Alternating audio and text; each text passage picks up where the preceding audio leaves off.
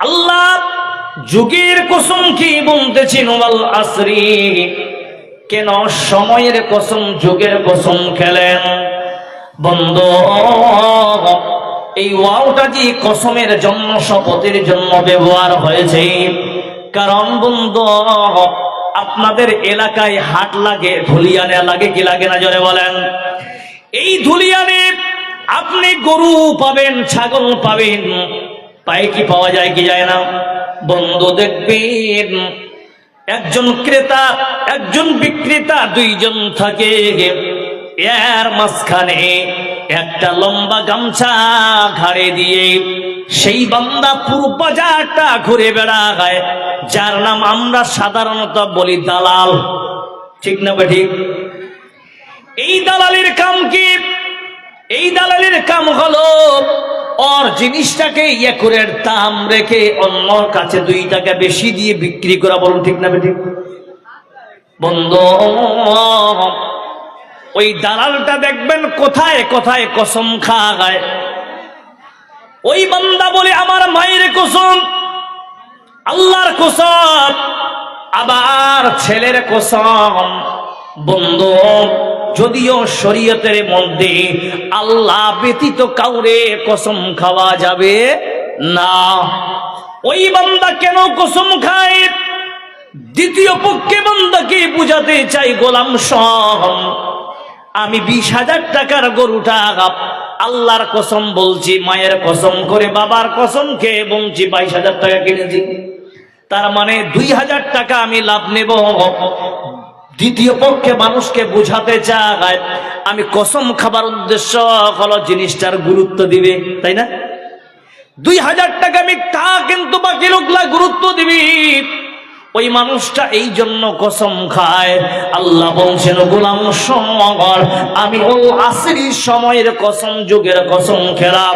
তার মানে হলো মানুষের কাছে সময়টা অতি মূল্যবান। জোরে বলুন ঠিক না বেঠিক? যেই বান্দা মাগরিব পড়ল, যেই বান্দা ঈশা পড়ল, মওত পর্যন্ত ওই ঈশা আর মাগরিব পাবে না।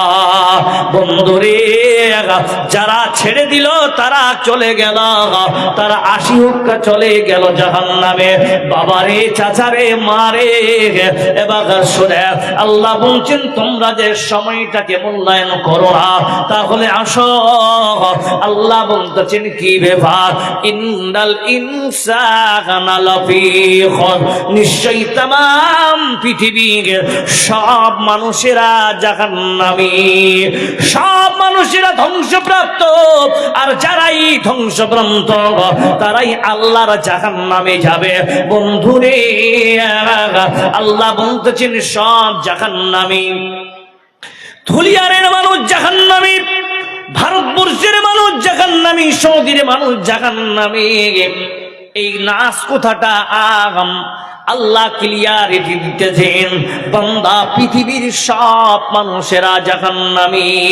এইদিকে আপনার নবী, আমার নবী রাহমাতুল লিল আলামিন জনাবে মুহাম্মদ রাসূলুল্লাহ সাল্লাল্লাহু আলাইহি ওয়াসাল্লাম তিনি বলতেছেন, কুল্লু উম্মতি ইয়াদখুলুনাল জান্নাতা ইল্লা মান ইয়াবা। উম্মতরে, আল্লাহ তামাম পৃথিবীর সব মানুষকে যদি জাহান্নামে দিয়ে দেয়, আমি মুহাম্মদ বলতেছি আমার উম্মতিরা সব জান্নাতি। দেখি যা তু কুরআন মে মুহতারাম মুস্তাফা কি উম্মতি খায়রুল উমাম। জোরে একবার বলা যাবে না? নারে তাকবীর। শুধু মণ্ডলী, আল্লাহ বলতেছেন तमाम পৃথিবীর সব মানুষেরা জাহান্নামে যাবে। এইদিকে আপনার আমার নবী বলতেছেন আমার উম্মতিরা জান্নাতি। আল্লাহ বলছেন, ওরে আমার হাবিব মুহাম্মদ সাল্লাল্লাহু আলাইহি সাল্লাম, শুনে না, तमाम পৃথিবীর সব মানুষ যদি আল্লাহর জাহান্নামে যায়, কিন্তু শুনে না, 4 গুণওয়ালা মানুষ জান্নাতি। কয় গুণ? ভালো করে দেখেন, কয় গুণ? 4 গুণ। এইদিকে আল্লাহর নবী বলতেছেন, হে উম্মতের দল, তাম পৃথিবীর সব মানুষেরা যদি আল্লাহর জান্নাতে, আমার উম্মতিরা সব জান্নাতি যায়, কিন্তু শুনে নাও, ইল্লা মান ইয়াবা, যারা যাবা তারা আল্লাহর জাহান্নামে যাবে। কিলা ইয়া রাসূলুল্লাহ মান ইয়াবা, সাহাবারা সঙ্গে সঙ্গে প্রশ্ন করলেন, নবী গো ইয়াবা কে? আল্লাহর নবী বলতেছেন, ওয়া মান আতানি দাখালাল জান্নাতা ওয়া মান আসানি ফাকাদ আবা। শুনে নাও, যারা আমার ইতাআত করবে মানে সুন্নতের প্রতি আমল করবে। কোন সুন্নত? এখানে সুন্নত বলে হয়েছে আল্লাহর নবী যেটা করেছে এই সুন্নতকে বোঝা হয়েছে, সে আমলে হক। বন্ধু, যারা আমার ইতাআত করবে তারা আল্লাহর জান্নাতে যাবে। ওয়ামান আসানি ফাকাদ আবা, আর যারা আমার ইতাআত করবে না এরা আল্লাহর জাহান্নামে যাবে। বুঝা গেল? প্রথমে আল্লাহ নবী কি বলছেন? আমার সব উম্মত যারা হয়ে এসছে সব জান্নাতি। তার মধ্যে ফের এদিকে ইল্লা, এটাকে বলা হয় ইস্তেসনা। এটাকে দিয়ে কি বলছেন? না, সব উম্মত যাবে না, শুধু যাবে কারা? যারা আমার ইতাআত করবে। বুঝা গেল? এবার দেখেন আল্লাহ তাআলা বলছেন এদিকে কি,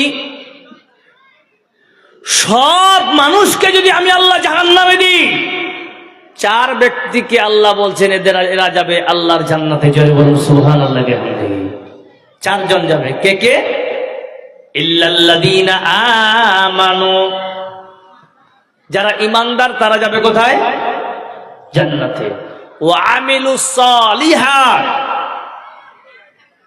নেক আমল যারা করবে এরা যাবে কোথায়? জান্নাতে। এই দুটা নিয়ে কিছুক্ষণ আলোচনা করি, তারপরে দুটাকে বাদ দিই, পরে যাব। এখান থেকে একটা জিনিস বুঝে নেন। আল্লাহ বলছেন ঈমানওয়ালা আমলওয়ালা। তাহলে ঈমান ছাড়া আমল গ্রহণযোগ্য হবে? ভালো করে বুঝেন, ঈমান ছাড়া আমল গ্রহণযোগ্য হবে? হবে না। আর আমল ছাড়া ঈমানও বাঁচা যাবে না। একটা উদাহরণ দিচ্ছি। মনে করেন একজন ঈমানদার ও আমল করবে, কাজে লেগে যাবে, কিন্তু একজন ঈমানদার কিন্তু ওর আমল নেই। তো আমল না করে করে করে করে করে আর দুনিয়াতে আর ওর হাদিস কোরআন তো মৌলভী মুন্সি মসজিদ মাদ্রাসা কিছু ভালো লাগছে না। ঈমান না থাকলে তো ভালো লাগবে না, ঈমান থাকলে তো ভালো লাগবে, তাই না? তো বলছে ঈমানটাকে টিকিয়ে রাখার জন্য ভালো আমলের প্রয়োজন আছে। বলুন সুবহানাল্লাহ বিহামদিহি। এবার আপনাকে আসি, ভালো আমল করতে গেলে ভালো পরিবেশের দরকার আছে না নাই? আমার দিকে একটু টাকা নাই, বললাম না 1 ঘন্টা থাকেন। এই 15 নম্বর ওয়ার্ড না এটা? কারেক্ট। এই 15 নম্বর ওয়ার্ডের মধ্যে যদি আমরা সবাই দারুঘর হই, তা মৌলবিটা কতদিন বাঁচবে? ও শুরু করবে কিনা? করবে কিনা? কেন করবে? বাধ্য করবে পরিবেশ তাকে, তাই না ভাই? দারু না খেলে কোথায় বিড়িটা খাবে, ঠিক? কিন্তু পরিবেশ মানুষকে তৈরি করে। জনাবে মুহাম্মদ রাসূলুল্লাহ, সকলে বলুন সাল্লাল্লাহু আলাইহি সাল্লামের জামানায় সব ছিল আমলের পিপাসিত আর জান্নাতের লোভী, তাই না? কি করে জান্নাত যাওয়া যাবে? এবার আপনাকে বলি, একটা পরিবেশকে সুষ্ঠুভাবে যদি আপনি চালাতে চান, একটা পরিবেশকে ইসলামিক কালচারে যদি রাখতে চান, তাহলে আমাদের সর্বপ্রথম কি করতে হবে? জোড়াটা আছে না, জোড় গাছের যে একটা শিকড় আছে, শিকড়টা থেকে মজবুত হতে হবে, তাই না? গাছের যদি হালাফালা গাছ হয়, সুন্দর গাছ, ফল ফুলে সব ফুলে ভরে গেছে, কিন্তু গোড়টা যদি নরমাল হয়, গাছটা কোন সময় পড়বে কোনো ভরসা আছে? আছে? আছে? নাই। এবার শোনেন, আমাদের এলাকায়, আপনাদের এলাকায় আমল করতে যাচ্ছি, কিন্তু আমল করতে গিয়ে আমলগুলো বরবাদ হয়ে যাচ্ছে, কিন্তু আজ পর্যন্ত আমরা কোনোদিন গুরুত্ব দিই না। দেখি দেই না। উদাহরণ দিচ্ছি, মনে রাখবেন। আল্লাহ কোরআন দিয়ে বলছেন, আমিলাতুন নাসিবা তাসলা নারান হামিয়া। মানুষ তো আমল করে করে জিন্দেগি বরবাদ করে দিল। আল্লাহ বলছেন আমল করে করে করে করে হাঁপিয়ে যাবে বান্দা, আমি আল্লাহ তবুও তাকে জাহান্নামে দিব। জোরে বলুন সুবহানাল্লাহ। কে বলছে? আল্লাহ বলছে। আপনি আমল করছেন ঠিক, আপনি মনে করছেন এটা আমল, কিন্তু আল্লাহর ডিকশনারিতে আদৌটা আমলের মধ্যে পড়ে না। এবার আমি আপনাকে কিছু বলছি, মনে রাখবেন। আজকের জালসা মনে করি যে যদি আপনি মেনে নেন আলহামদুলিল্লাহ, খুব মনে হয় ভালো হবে। প্রথমে আসি, এখানে যতগুলো লোক বসে আছেন আমার থেকে আপনারা অনেক শিক্ষিত ওরা বসে আছেন। আমি কোনো বড় মৌলবী নয়, কোনো বড় বক্তা নয়, আপনার থেকে আমি একজন জুনিয়র। মনে রাখবেন মা খালারা আপনারা বসে আছেন, আপনাদের দিকে একটু দৃষ্টি আকর্ষণ করি আপনাকে, যে আজ আমাদের সমাজের মধ্যে যে ভুল ভ্রান্তি হচ্ছে, পুরুষদের থেকে 80% আপনারা অগ্রসর আছেন। যদি বলি কেন, মিলিয়ে নিবেন। একটা বাচ্চা সর্বপ্রথম কার যদি ছেলে হয়, সেই ছেলে যদি বড় হয়, এখানকার নামি দামি লোক হয়, আমরা সবাই খুশি হইব কিনা?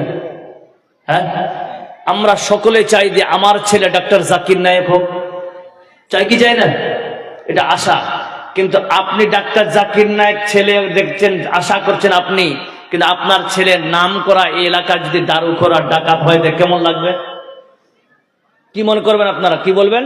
যে তুই জন্ম হতে হতে কেন গোলা টিভি মেরে ফেলেনি, এটাই তো বলবেন। শোনেন, ওই বাচ্চার উপরে রাগ করে করার জন্য, জীবনে আনার জন্য কথা বলবো যে আসে। এবার আসেন, বাচ্চা নিতে গেলে বিয়ে করতে হয়, হয় কি হয় না? আরে বাচ্চা নিতে গেলে তো বিয়ে করতে হবে, এমনি তো বাচ্চা পাওয়া যাবে না। বাচ্চা করতে গেলে তো বিয়ে করতে হবে। আপনারা বিয়ে যখন করতে যান তখন মেয়েকে দেখতে যায় না? আপনাদের যায় তো? যায় যায়। কয়জন যায় ভাই? 8 জন 10 জন। আচ্ছা 5 জন ধরেন। এবার শোনেন, শেখ বসে আছেন, আমি কিছু গুরুত্বপূর্ণ আলোচনা করছি, আপনারা একটু লক্ষ্য রাখবেন। একটা মেয়েকে শরীয়তে জায়েজ যেটা করেছে, মেয়েকে দেখতে যাবে অনলি ছেলেটা, নাকি শেখ? ভালো করে বুঝেন, কে যাবে? আমার দিকে তাকান, কে যাবে? ছেলে যাবে, কিন্তু তার সঙ্গে 100 জন যেতে পারে। ভালো করে বুঝেন ভাষাটা আমার, সঙ্গে যেতে পারে, কিন্তু দেখবে শুধু ছেলেটা একাই, আদার্স কেউ দেখার কোন শরীয়তে পারমিশন, কথা বলেন, পারমিশন নেই। বলেছে বাপও যেতে পারবে না? জি না, তার বাপও যাবে না। কারণ অনেক সময় দেখবেন বাপ বেটার বউ দেখতে গিয়ে নিজেই মেয়েটাকে বিয়ে করে নিয়ে এসে, কথা বলে ঠিক না ঠিক? তাহলে যতক্ষণ বিয়ে কমপ্লিট হচ্ছে না ততক্ষণ তার বাপের পারমিশন নেই। তার বোন যেতে পারে, আলাদা ব্যাপার। মেয়েরা এতটুকু শরীয়ত জায়েজ করেছে যে ছেলে মেয়ে পাশাপাশি বসে তারা অনেকক্ষণ দীর্ঘক্ষণ গল্প করতে পারে। বলুন সুবহানাল্লাহ, এর নাম শরীয়ত। তাই বলে আপনি আপনার বহুকে দোস্তকে নিয়ে যাবেন, এটা শরীয়ত সাপোর্ট করে না। কি বুঝলেন? এরপরে মেয়ে দেখতে গেলে কাকে নিয়ে যাব? একাই যাবেন, ওদেরকে বাইরে রাখেন, দেখার সময় একাই দেখবেন, এর নাম শরীয়ত। অথচ আপনি আমলের দিকে যাচ্ছেন, সবাই দলবল মিলে দেখতেছেন, এটা কিন্তু শরীয়ত না। আমল ঠিক আছে, কিন্তু আমল করতে গিয়ে আপনার আমল যে আল্লাহর কাছে গ্রহণযোগ্য হচ্ছে না, এটা আপনার মাথায় ঢুকছে না। বলো ঠিক না বেঠিক? নাম্বার 1। নাম্বার 2, বিয়ের কথা পাকাপাকি হয়ে গেল। এবার বলছে মৌলভী সাহেব কি করবেন? বলছে যে আপনাদের এদিকে বিয়ে লাগলে হলুদ মাখামাখি চলে, আর হয় কি হয় না? আরে হয়, যদি হয় 2 হাত খাড়া করে বলেন তো সবাই, হয় কি হয় না? 2 হাত খাড়া করে বললেন নারে তাকবীর। হয়। এই হলুদ মাখার ব্যাপারে হাদিসে কোনো জায়গায় নেই, নাকি স্যার? আমি যদি ভুল বলে থাকি মনে রাখবেন। কিন্তু হ্যাঁ, বুখারীতে কয়েকটা হাদিস এসেছে, মুসলিমও এসেছে হাদিসটি, তিরমিজিতে একটা হাদিস এসেছে যে নবী করিম সাল্লাল্লাহু আলাইহি, ভালো করে শুনেন হাদিসগুলো, যারা এই সমস্ত ভুল ভ্রান্তি হাদিস দিয়ে আপনাকে দলিল হিসেবে পেশ করতে চায়, আমি আপনাদেরকে বলি, নবী করিম সাল্লাল্লাহু আলাইহি ওয়াসাল্লামের কাছে একজন সাহাবী এসে বলছে, ইয়া রাসূলুল্লাহ, আল্লাহ নবী বলছে কি ব্যাপার? সালাম দিয়ে বলছে তোমার শরীরে যে হলুদ, তার মানে তুই বিয়ে করেছো। এটা তারা দলিল বলছেন, কিন্তু ছেলেরাও হলুদ মাখতে পারে? জি না। আল্লাহ নবী সাল্লাল্লাহু আলাইহি ওয়াসাল্লাম যে হলুদ মেখে এসেছিলেন, তার এটা হলুদ মাখা নয়, অ্যাকচুয়ালি তার স্ত্রী মাখা ছিল, ওর হলুদের গায়ে লেগে গেছে। এটা হচ্ছে হাদিসের তথ্য। কথাগুলো বুঝে আসে ভাই? হলুদ মাখা যাবে না, মেয়েদের ক্ষেত্রেও মাখা যাবে না, কিন্তু কেউ যদি মাখতে চায় তার দাদা দাদি, দাদা তো নয়, নানি দাদি, এরা মাখাইয়া দিতে পারে। কিসের জন্য? সৌন্দর্য বৃদ্ধি করার জন্য। শরীয়ত এটা নয় যে আমাদের বিয়ে লাগলেই হলুদ মাখাতে হবে, এমন শরীয়ত নেই। শরীয়ত কি বলছে আপনাকে? যে আপনার বিয়ে লেগেছে, আপনার বিয়ের মধ্যে চ্যাপ্টারের মধ্যে হলুদ অপশনটা নেই, এটাই বাস্তব। আমরা কিন্তু এটা রেওয়াজ মনে করেছি না, কিসের রেওয়াজ করে? এটাই তো বেদাত রে ভাই। বেদাত কি বুঝবেন? এটাই তো বেদাত। আমি আগে শুনতাম, বহুত বুড়া বুড়া মানুষের কাছে গল্প শুনেছি, আগে হলুদ মাখাতো কেন? যে মানুষ আগে চাষি ছিল, চাষি বুঝেন তো, কৃষক কাজ করতো, সারাদিন থাকতো। আগে তো এত অ্যাভেলেবিলিটি ছিল না, দামি দামি সাবান ছিল না, দামি পারফিউম ছিল না, এই সমস্ত জিনিস ছিল না। তো শরীর এমনিতে গন্ধ করবে, গন্ধটাকে দূরীভূত করার জন্য এদেরকে কাঁচা হলুদ মাখানো হতো। বলুন ঠিক না বেঠিক? কাঁচা হলুদ মাখালে গন্ধ দূরীভূত হয়, কিন্তু এটা আস্তে আস্তে করতে করতে গিয়ে এটাকে শরীয়তের একটা জুস বানিয়ে দিয়েছি, নাকি সে? আল্লাহ।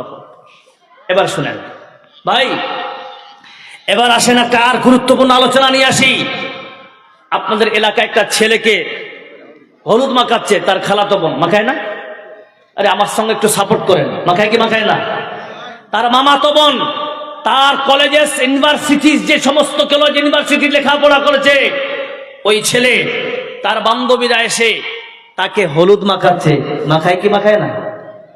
আচ্ছা বলেন আপনারা, একটা বিচার দিচ্ছি, শেখ বসে আছেন এখানে, আপনাদের এলাকায় রাত 12টার সময় কোনো ছেলে এবং মেয়ে যদি ধরা পড়ে, তাকে বেঁধে রেখে বিচার করা হয় কি হয় না? আরে হয় কি হয় না? কিসের জন্য? যে এরা ধরা পড়েছে, তাই তো? এটার তো বিচার হয়। বিচার কি করলেন? সকালবেলা তাদেরকে নিয়ে ডাকা হলো। হ্যাঁ, তারা বিচার করছে। এবার কাকে ডাকছেন বিচারক? প্রধান বাবু, মেম্বার বাবু, বুথ সভাপতি, এরাই তো আসে। কি ভাই, এরাই তো আসে বিচার করতে। বিচার করলো, মেয়ের বাপকে ডাকা হলো, ছেলের বাপকে ডাকা হলো। ডাকার পর বলছেন, জান এটার আপনাকে ঝামেলা করতে হবে না। হ্যাঁ, আপনার এক কাজ করেন, মেয়েটার জিন্দেগি বলে কথা, ভালো করে কান খাড়া করে শুনেন আমার দিকে। মেয়েটার জিন্দেগি বলে কথা, এই জন্য ছেলের বাপকে বলছে, এক কাজ করেন, আপনি 5 লাখ টাকা দিয়ে দেন, ঝামেলা মিটে যাবে। নাকি দাদা? এটা তো বিচার হয়। ও ভাই সাহেব বলিয়ে না হো, আরে এই তো বিচার। হ্যাঁ, আপনার সমাজে এটাই তো বিচার নাকি? আচ্ছা এবার আসেন, আমি চ্যালেঞ্জ বলছি, অন রেকর্ডে বলছি, কোরআনের কোন আয়াতের সংখ্যা, আয়াতের কোন একটা টুকরাতে, কোরআনের হাদিসের কোন পাতা বা কোন কোনায়, হাসিয়া বা বাইনা সুতুরে, কোন ফিকি কিতাবে যে জেনা করার পরে জরিমানা করতে হবে কোথাও আছে নাকি? কেউ প্রমাণ করলে 5,000 টাকা আমি এখানে দিয়ে যাব। ভাই আপনারা কি বিরক্ত হচ্ছেন নাকি? হ্যাঁ, আগে শুনেন আমার কথাগুলো। আমি বলছি আপনাকে একটা সুষ্ঠু সমাজ প্রতিষ্ঠিত করতে হবে। আপনাকে বরবাদ জামানায় যদি আমরা সঠিক আমল করি, ইনশাআল্লাহ 2 হাতে আল্লাহ আমাদের লাড্ডু ফিরিয়ে দিবে। জোরে বলুন নারে তাকবীর, জোরে বলুন নারে তাকবীর। এই দুনিয়াও আমরা আনন্দে থাকবো, আখিরাতেও আমরা আনন্দে থাকবো যদি আমাদের আমল ঠিকভাবে হয়। কি হলো? মেম্বার সাহেব বিচার করলেন 5 লাখ টাকা। আচ্ছা বলেন তো, 5 লাখ টাকা আদৌ মেয়ের বাপ পায়? अरे बोलिए ना, वो 5 लाख टका आदो मेयर बाप पाए? बांग्ला नहीं समझते हम लोग। पाए? 2.5 लाख टका 2 लाख टका मेयर बाप के देवे, बाकीरा नेता रखे ने। बोलूं ठीक ना बे ठीक? এবার শুনেন, শরীয়তে যদি কোনো বিবাহিতা মেয়ে আর বিবাহিত ছেলে জিনা করতে ধরা পড়ে যায়, এদের হুকুম আছে, এদের দুনিয়াতে থাকার কোনো অধিকার নেই। এটা কোরআনের ফয়সালা। কিন্তু আমরা যেহেতু গণতন্ত্র দেশে বাস করি, আমরা এই আইনকে আমরা লাগু করতে পারবো না। তাহলে ও প্রধান বাবু, আপনি কোন আইনে পেলেন 5 লাখ টাকা? ওই জায়গায় বিচারের জন্য একজন সৈয়দ আলেমকে ডাকার কথা ছিল। বলুন ঠিক না ঠিক? আপনি মৌলবীকে ডাকলেন না। এবার আসেন, আপনার কথায় আমি একমত কিছুক্ষণের জন্য। আমি এটা কি হয়ে যায় সেলিম ভাই, কি হচ্ছে, কিছু ডিস্টার্ব হচ্ছে যে?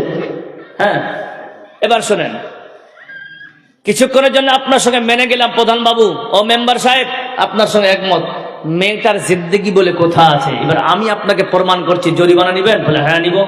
আমি আপনাকে কোরআন দিয়ে সাবিত করছি। আমি কিছুক্ষণ আগে কি করলাম, কোরআনের কোনো পাতাই বা কোনো কিছু পাবেন না জরিমানা। যদি জরিমানা করতে হয়, এবার আপনাকে বলি কেমন বিচার করবেন। বিচারটা এই একজন সাধারণ মৌলবী এবং এই আলেমগুলো, এরকম বড় বড় আলেমেরা বিচার করবে কেমন করে দেখেন। 5 লাখ টাকা নেবেন তো ঠিক আছে, আপনি কেন করলেন? মেম্বার সাহেব বলছেন মেয়েটার জিন্দেগি নষ্ট হয়ে যাবে, এটাই তো বলে, এটাই বলে তো, সবাই বলেন হ্যাঁ না না, এটাই বলে। আমি বলি মেয়েটার জিন্দেগি আছে, ছেলের জিন্দেগি নেই? কথা বলেন ভাই, মেয়েটার জিন্দেগি বলে কথা আছে, ছেলের জিন্দেগি বলে কথা নেই। এবার শুনেন, কোরআন বলছে। এবার আপনাকে বলি, ক্লাসের যদি 10টা বাচ্চা হয়, এক রোল বেশি ভালো না 2 রোল ভালো? হ্যাঁ, 1 রোল ভালো না 2 রোল? 1 রোল, এর দাম বেশি, তাই না? আর চাকরির ক্ষেত্রে 1 নম্বর, 2টা সিট, একটা যে সিট থাকে তাহলে অগ্রাধিকার কে পাবে? এই পাবে 1 নম্বর, তাই তো? এবার কোরআন বলছে, শোনেন, কোরআন বলছে আয-যানিয়াতু ওয়াজ-যানি, ছেলে মেয়েরা ধরা পড়েছে ঠিক আছে, জিনা করতে গিয়ে এরা ধরা পড়েছে, কিন্তু আল্লাহ বলছেন আয-যানিয়াতু ওয়াজ-যানি, সর্বপ্রথমে জিনার ক্ষেত্রে মেয়েরা হচ্ছে 1 নম্বরে অগ্রসর। ওই মেম্বার, ওই প্রধান, শোনো, তুমি যদি বিচার করতে চাও তাহলে ছেলের বাবার কাছে যদি 5 লাখ নাও, তাহলে কোরআনের আইন অনুযায়ী মেয়ের বাবার কাছে 10 লাখ নিতে হবে। কারণ এক রোলকে জিনার জন্য কে হাত বাড়িয়েছে আগে, এটা আমার কথা নয়। আর জানিয়াতু স্ত্রীলিঙ্গ না কিসের? তাহলে মেয়েরা আগে, তাহলে একে দিতে হবে 10 লাখ মেয়ের বাপকে, আর ছেলের বাপকে দিবে কত? 2 রোল, 5 লাখ। এবার বিচারটা আসেন। এবার আপনাকে বলি, মৌলভী সাহেব টাকাটা কি করব? এটা তো একটা ভেক্টর আছে। আমি বলি জিনা ধরা পড়ে টাকা নেওয়া আর বেশ্যাখানার টাকা খাওয়া দুটাই সমান। যান মিলিয়ে দেখবেন, মাথাটা একটু ঠান্ডা করেন, মিলিয়ে দেখেন। আপনার মেয়ের সঙ্গে ধরা পড়ে টাকাটা নিয়েছেন, আপনি জিনার টাকা খেলেন, জিনার টাকা তো আর বেশ্যাটা দুটাই তো সমান। কি ভাই, ঠিক না বেঠিক? ওটা তো মেম্বার, আপনাকে বলি, আপনার যদি টাকার যদি এত অভাব থাকে, নিজের মাকে, নিজের স্ত্রীকে, নিজের বেটিকে, নিজের বোনকে তুমি হোটেলে গিয়ে ঠাকাও, ওই টাকাটা যেমন খাওয়া জায়েজ নয়, এই টাকাটা খাওয়া জায়েজ নাই। বলুন ঠিক না বেঠিক? আজ আমরা বোকা মুসলিম, আমরা মুসলিম কমিউনিটির মধ্যে এই সমস্ত ওপেন বাজারে আমরা ফায়সালাতে বসে, শোনেন, যারা এইগুলো ফায়সালাতে বসেছেন, আদৌ কি কোনো মৌলবীকে ডেকেছেন? মৌলভী সাহেব ডাকে শয়তানগুলা মিলে এই বিচারগুলো করে। তো আপনার মুসলমানরা এই বিচারে লাভ খাবে না, তাই কোন মুসলমান লাভ খাবে? আপনি কোরআনের বাইরে কথা বলছেন না, এই জন্য আল্লাহ বলছেন ওয়াতাওয়াসাউ বিল হাক্কি, হক কথা বলার জন্য তোমার যদি গলা উঁচু হয়, ওই হক কথা বলার জন্য তোমার মাথায় যদি বাড়ি পড়ে, ওয়াতাওয়াসাউ বিস সাবরি, ধৈর্য ধরো, আল্লাহ তোমাকে ইনশাআল্লাহ উপরে গিয়ে বদলা দিবে। জোরে বলুন নারে তাকবীর। এরপর থেকে আমি এই জায়গায় বলে যাচ্ছি, 15 নম্বর ওয়ার্ডে যদি এইরকম কোন বিচারক বিচার করে, এদের সাজা শুনুন, আমি বলছি, এদের পায়ের জুতা দিয়ে জুতা পিটা করে এলাকা ছাড়তে হবে। বলো ঠিক না বেটি? কি রাজি আছেন আপনারা? হাত খাড়া করে বলে রাজি আছি, দেখি। নাই, বলছে মেরি भी बेटी है। কি হাত খাড়া করছে? কে রে, কি হলো তোর? ও বলছে नहीं, इसका मतलब क्या है मेरे भाई, हम लोग साथ में है। सुनेन, মনে রাখবেন, যদি নিয়াতে গড়বড়ি থাকে মনে রাখবেন, ইনশাআল্লাহ 2 হাত খাড়া করে বলে প্রতিবাদ করব। 2 হাত খাড়া করে ইনশাআল্লাহ, সবাই 2 হাত খাড়া করবেন, ইনশাআল্লাহ প্রতিবাদ করব। এইরকম বিচার, কোরআনের বিপক্ষে বিচার আমরা হতে কেন দিব? আমাদের জাতি হচ্ছে মুসলমান, আমরা কোরআনের বাইরে আমাদের চোখের সামনে কেউ গায়ে ভুল কয়েক ফতোয়া দিয়ে যাবে, ভুল বিচার করে যাবে, আর আমরা সেটা সাপোর্ট করব, এর নাম কি মুসলিম? আরে কথা বলেন, এর নাম মুসলিম? জি না। আমি এই কথার থেকে কোথায় চলে আসলাম? কথাটা বলার উদ্দেশ্য ছিল যে বাবা, সাধারণ একটা রাত্রি বেলায় খালাতো বোন খালাতো ভাই মিলে ধরা পড়লো, আপনি 5 লাখ টাকা জরিমানা করলেন।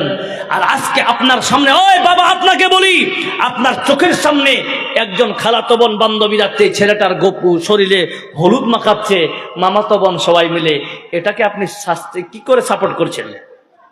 এটা তো শরীয়ত নয় কি ভাই? এরপরে আমরা হলুদ মাখাবো কি? মাখান মাখান, খুব মাখান। আমি একটাই কথা বলি, আমিলাতুন নাসিবা তাসলা নারান হামিয়া, এর নাম বিদআত।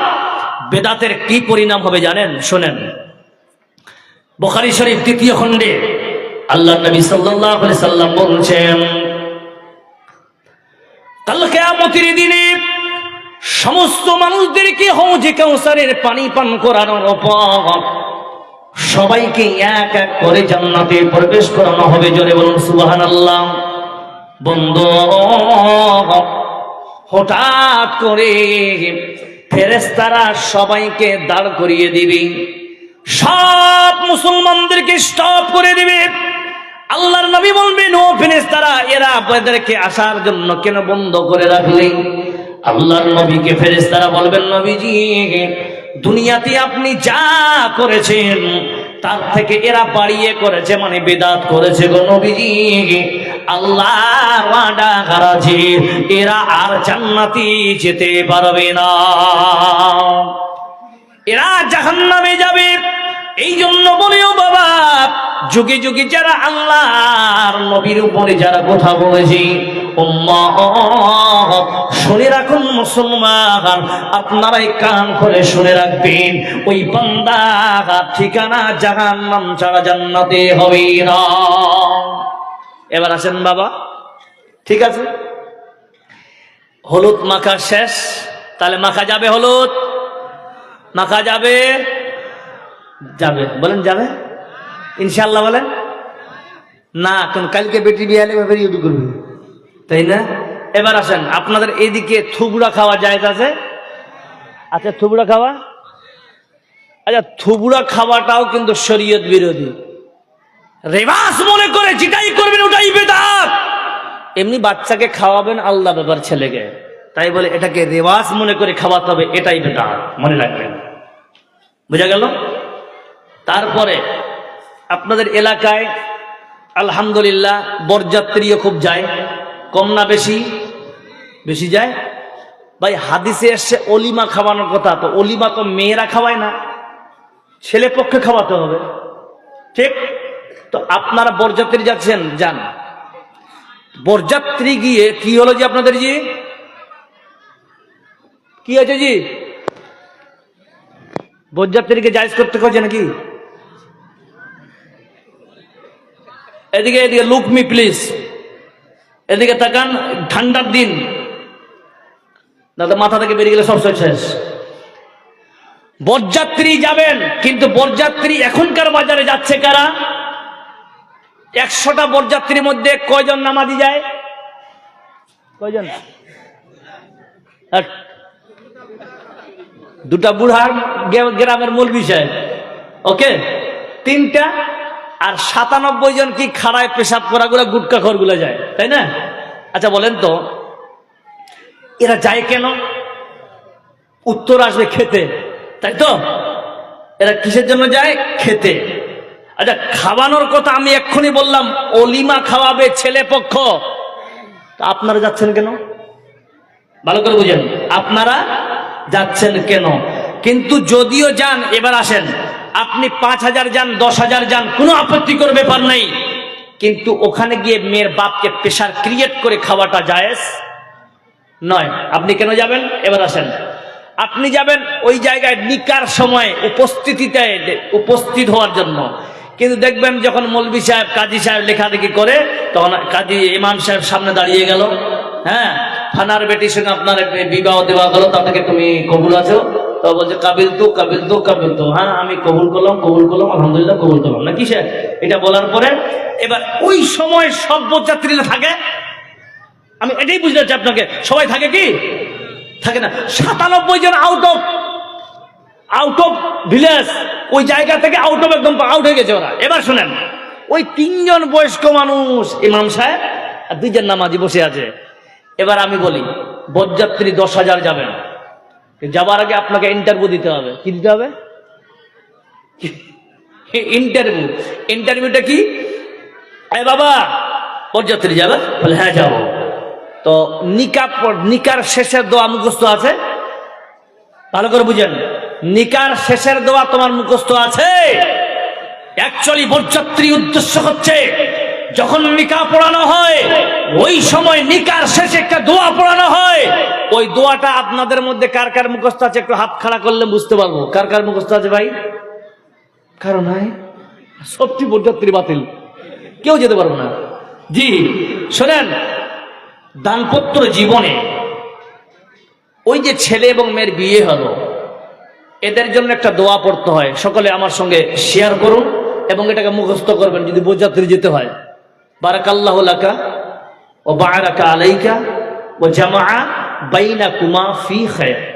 এই দোয়াটা পড়ার পরে আপনার ছুটি, বাস এটার জন্য আপনাকে বরযাত্রী নিয়ে যাবা। কার দোয়া আল্লাহর কাছে কবুল হবে সেটা আল্লাহ ভালোই জানে, তাই না ভাই? সংখ্যায় যদি বেশি থাকে তারপরে কি করতে হবে? আপনাদের এলাকায় নিকার পরে মিহিদানা দেনা কি চিনি দে দাদা? চিনি। সুন্নতি বিয়ে করতে চান? গাড়ি নিয়ে গেছো 30টা, বরযাত্রী নিয়ে গেছো 200 জন। বরযাত্রী পুরুষ তো নিয়ে গেছো, মহিলারা কোনটা থেকে নিয়ে গেলে? এই হাদিসটা কোনটা পেয়েছে ভাই? একটু দয়া করে হাঁকা দেখিয়ে তো। মহিলারা বরযাত্রী যা কোথায় পেয়েছেন? চলে গেল সব হাঙ্গামা করে। শুনে রাখেন মুসলমান, আমি আগেই বলেছিলাম যে আমাদের আমলে গড়বড় হচ্ছে বলে আজ আমরা লাতখর পড়ে গেছি। যেই কোরআন আমার সামনে আছে, যেই হাদিস আমাদের সামনে আছে, ওই কোরআন এবং সহিহ সুন্নাহর প্রতি যদি আমল করার একটা একটা করে চেষ্টা করতাম, আল্লাহর কসম করে বলছি আমাদের আল্লাহ বেইজ্জত করতো না, বেইজ্জত করতো না, বেইজ্জত করতো না। বলো ঠিক না বেঠিক? আল্লাহ নেই বলে গেছেন তারা তৌফিকুম আবাইন লান তাযিল্লু মা তামাসসাকতুম বিহিমা ওয়া কিতাবুল্লাহি সুন্নতি। আমার নবী বলছেন যে আমি দুটি জিনিসকে ছেড়ে গেলাম, এই দুইটা জিনিসকে তোমরা আঁকড়ে ধরে থাকবে, জীবনে তোমাদের আল্লাহ পথভ্রষ্ট করবে না। তার নাম হচ্ছে কোরআন এবং সহিহ সুন্নাহ। জোরে বলুন সুবহানাল্লাহ। আজ আমরা ভুলে গেছি। আসেন ভাই, তাহলে বরযাত্রী যাবেন তো ইনশাআল্লাহ? যাবেন। তারপরে দেখেন আমি একটা এক্সাম্পল দিচ্ছি, মানুষ ছোট জিনিসটা করতে করতে কত গভীর হয়ে যায়। আগে আমরা বরের গাড়ি যখন বর আসতো তখন আমরা বাঁশ দিয়ে আটকাতাম না, কিসে নাকি বাঁশ দিয়ে আটকাতাম, তাই তো? বাঁশ দিয়ে আটকাতাম। এখন ওটা কি হয়েছে জানেন? আর বাঁশ লাগে না। এবার ওরা বাঁশ দিতে আসছে, কেমন প্যান্ডেল করলো, ফিতা দিয়ে দিল, লাল ফিতা না? আপনাদেরকে দিচ্ছে কিনা? ফিতা দেওয়া হলো। মেয়ের তরফ থেকে কিছু মেয়ে গেল, বাংলা ভাষায় যাকে আমরা শালি বলি নাকি, এরা তো দাঁড়ায় ওখানে মিষ্টির প্লেট নিয়ে। ওই বোরার 14 গোষ্ঠী মিষ্টি খায়নি, আপনি মিষ্টির প্লেট নিয়ে গেলেন, এই অধিকার আপনাকে কে দিল? ও বাবা আপনাকে বলি, ওই বিয়ের প্যান্ডালে ওই ফিতার পাশে আপনার মেয়ে দাঁড়িয়েছিল মিষ্টির প্লেট নিয়ে, আপনি দাঁড়িয়েছিলেন। আপনাকে প্রশ্ন করে আপনার মেয়ে, আপনি গর্বিতভাবে বললেন ছেলে মেয়েরা করছে, একটু মজাক তো করুক। এই মজাকটা কোথায় গিয়ে দাঁড়িয়েছে দেখেন? ছিল বাঁশ, হয়ে গেল ফিতা নাকি? ফিতার সামনে হয়ে গেল কিছু। এদেরকে রমণী মানে বেশ্যা, রূপশ্রী মানে বেশ্যা। বাংলা ভাষা দেখে নেবেন, সুন্দর করে সাজগোজ করে ওরা কিন্তু ঢুকে গেল প্যান্ডেলের পাশে। প্যান্ডেলের পাশে দাঁড়িয়ে থেকে ওই গায়ের মেহরাম পুরুষেরা এদের সঙ্গে হইচই শুরু হয়ে গেল, মিষ্টি খাওয়ানো। ও বাবা, আপনি বিবেক করে কি করে বলতে পারেন যে একটা ছেলে একটা মেয়েকে খাওয়াচ্ছে, যদিও গায়ের মেহরাম? আসেন মুসলিম শরীফের 2য় খণ্ডের হাদিস, নবী করিম সাল্লাল্লাহু আলাইহি ওয়াসাল্লাম বলছেন, কোন পুরুষ বা কোন মেয়ে যদি এতটুকু ধরে আর ছেড়ে দেয়, তাদের যৌবন উত্তেজনা যদি থাকে, সেই বান্দা বান্দি যদি বিনা তওবায় মারা যায়, কবরে তার আযাব হবে, 99টি সাপ তাকে দংশন করবে। জোরে বলুন সুবহানাল্লাহ। শুধু এতটুকু ধরবে। আর এখনকার বাজারে তো এতটুকু কেন, অনেকটুকু হয়ে যাচ্ছে। কথা বলে ঠিক না বেঠিক? প্রিয় মুসলিম সমাজ, এবার আসেন ফিতা কাটা, এটাও একটা বেদাত। মনে রাখবেন, এটা কি? এটা বেদাত। আর বেদাত, আচ্ছা আপনারা বলুন তো, ওই বিয়ে করতে এসছে না ওই শপিং মল উদ্বোধন করতে এসে ধুলিয়ানে ফিতা কাটতে হবে? হ্যাঁ, আবার একটা আর ফ্যাশন। শোনেন, আপনার হাসি বেরোচ্ছে ভাই, আমি আক্ষেপে কথাগুলো বলছি, এগুলো সমাজে আমাদের বলার মতো কেউ নেই। আপনারা রাগ করতে পারেন, রাগ করুন। আমাকে ডেকেছেন, আমি মাইক পেয়েছি, এইগুলো আমাদের সমাজে আছে কিনা জোরে বলেন, আছে না নাই? তো এইগুলো যদি আমরা বন্ধ না করি কে করবে রে ভাই? ছেলেরা বিয়ে করতে যাচ্ছে, তাই না? হ্যাঁ, কি ফ্যাশন দেখেন। ভালো ছেলে কেমন হচ্ছে দেখেন, মুখে রুমাল দিল, তাই না? দেখি দেয় না? আচ্ছা, মুখে রুমাল কেন দিচ্ছে? যাতে করে মানুষ বুঝে দিয়ে শরম করছে নাকি দাদা? হাই রে বেশরম কোথাকার, তুই 3 মাস আগে ধরা পড়লি রে, আজকে তো শরম দেখা দেখেছি। দা ভালো করে বুঝেন কথাটা আমার। এবার আসেন, একজন পুরুষ বিয়ে যখন করতে যাবে, বিয়ের আগে মানুষের ঈমান অর্ধেক থাকে নাকি? সে আরে পাগুন বেকার, তুই বিয়ে করতে যাচ্ছিস, সিনা তানকে চলেগা তু, এমন ভাবে চলবে যাতে করে পাবলিক বুঝতে পারে তোমার মনের মধ্যে একটা বিশাল বড় গভীর একটা প্রফুল্ল আসবে যে আজকে আমার পূর্ণ ঈমান হতে চলেছে। জোরে বলুন না রে তাকবীর। এইভাবে জানবে তুই যাচ্ছিস কিনা, তুই কি পাগল না? যদিও রুমাল দেওয়া দেওয়া এটা বেদাত নয়, কিন্তু আমি বলি হযরত উমর ফারুকের জামানায় যদি হতো তো এগুলা সবাইকে ঠেটিয়ে সোজা করতো নাকি স্যার? উমর ফারুক রাদিয়াল্লাহু তাআলা আনহুর জামানায় একজন পুরুষ কোমর সুকুড়ি হাঁটতে দেবে, উমর ফারুক বলে কি হলো? বলছে যে এর হাঁটছিস কেন তুই? বলছে যে একটু নিম্নগামী করে চলি। তো নিম্নগামী মানে তুই কি কোমরটাকে পাকা করে চলবি? সঙ্গে স্টিক, বুঝা গেল? এর নাম ছিল উমর ফারুক। একটা আর কথা বলি, ওমর রাদিয়াল্লাহু তাআলা আনহুর জামানায় একজন পুরুষ টাকনুর নিচে পায়জামা পরে যাচ্ছে, বলছে ইয়া ইমরাত, এই মহিলা। আচ্ছা, যাচ্ছে কে, পুরুষ নামে? পুরুষ যাচ্ছে কি? এই মহিলা। এর অর্থ কি? এই মহিলা। ভালো করে শুনেন হাদিসটা। যারা ছেড়ে দেবো নাকি স্যার? না না দাদা কিছু বলছে নাকি? না, বিষয়টা কি আপনাকে খারাপ লাগছে নাকি? খারাপ লাগলে ছেড়ে দিব। হ্যাঁ, ফজর অবধি?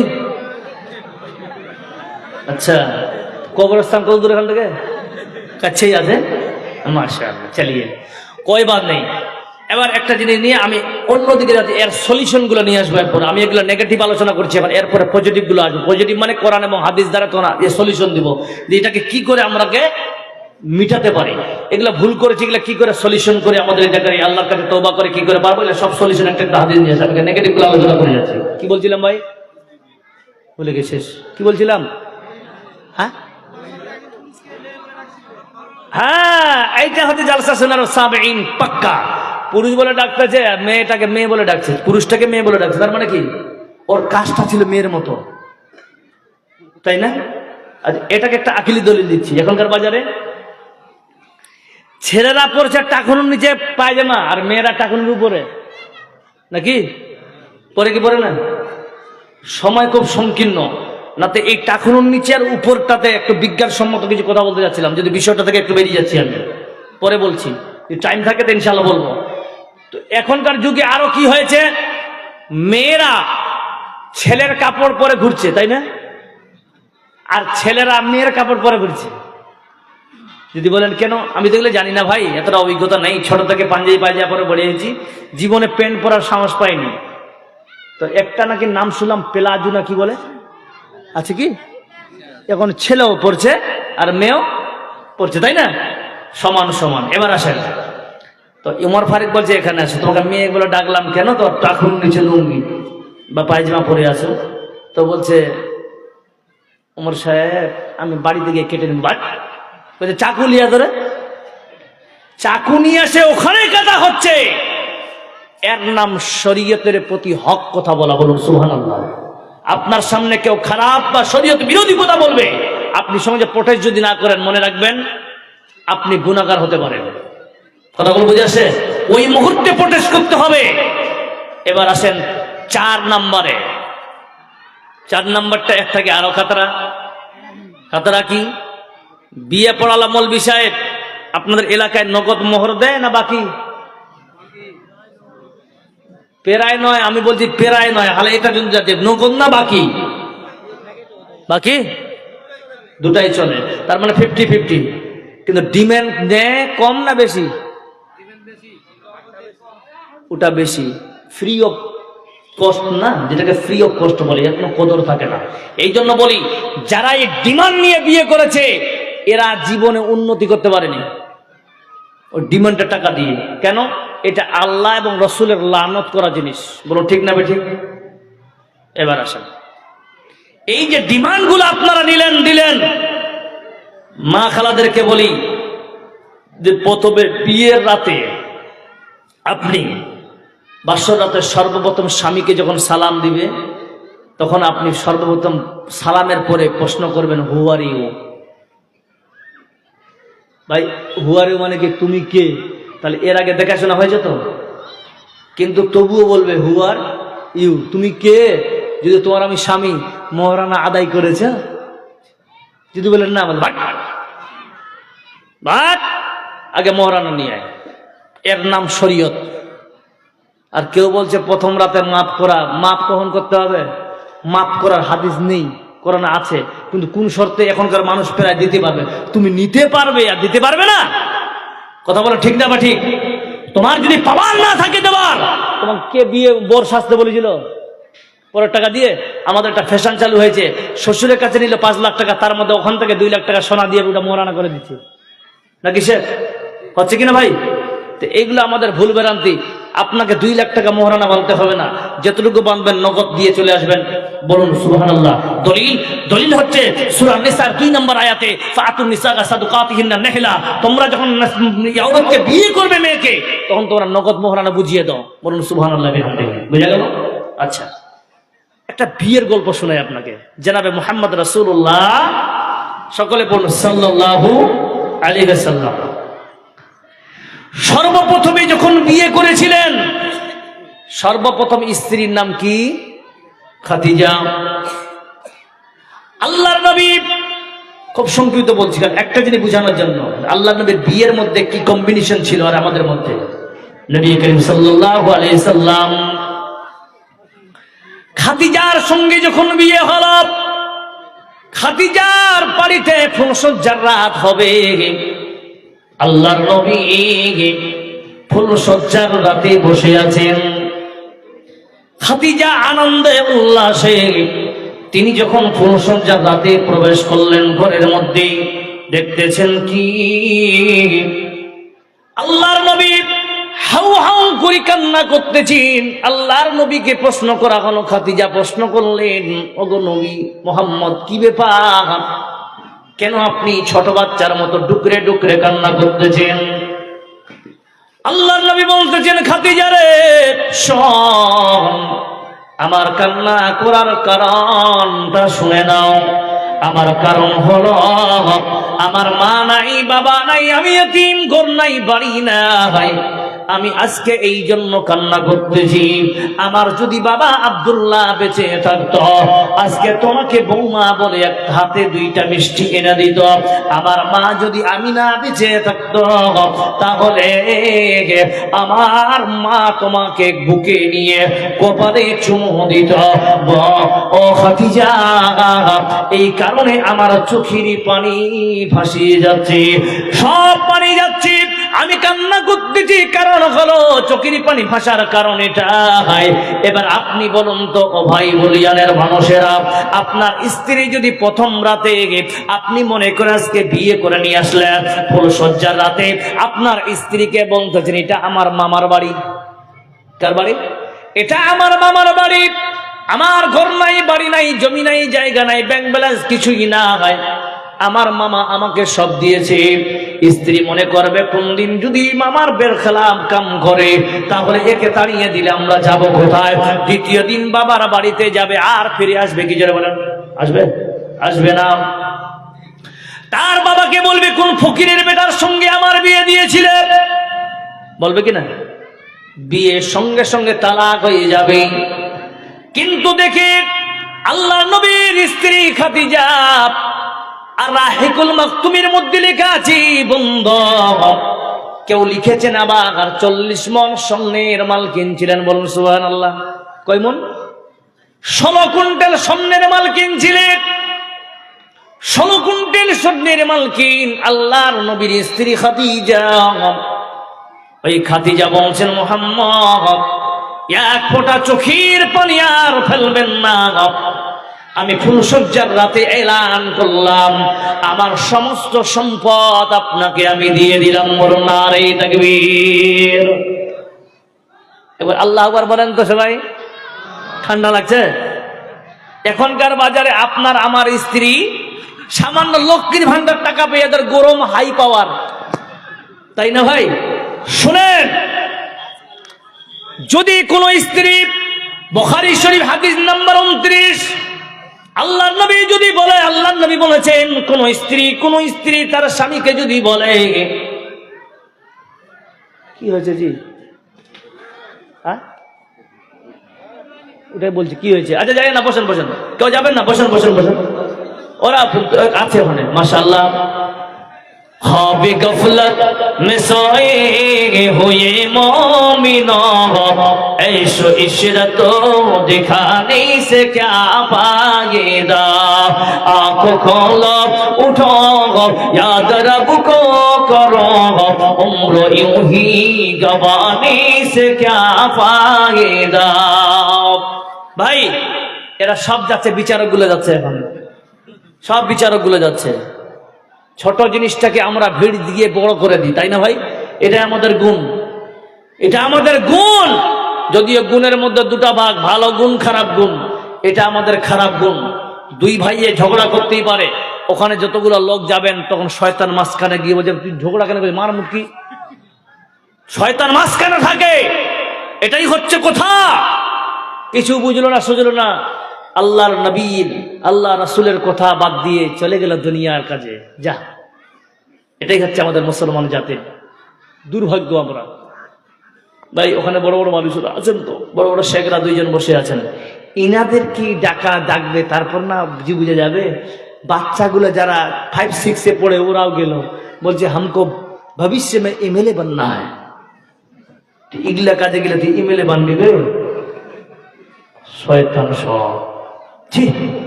এই জন্য বলি, আমরা কোন জায়গায় গিয়ে পৌঁছেছি। আমাদের এখনো আমরা ইসলামটাকে বুঝতে পারলাম না, বরং ঠিক না বেঠিক। এখানে কতগুলো জ্ঞানী গুণীরা বসে আছেন, আর বাচ্চাগুলো পালিয়ে গেছে।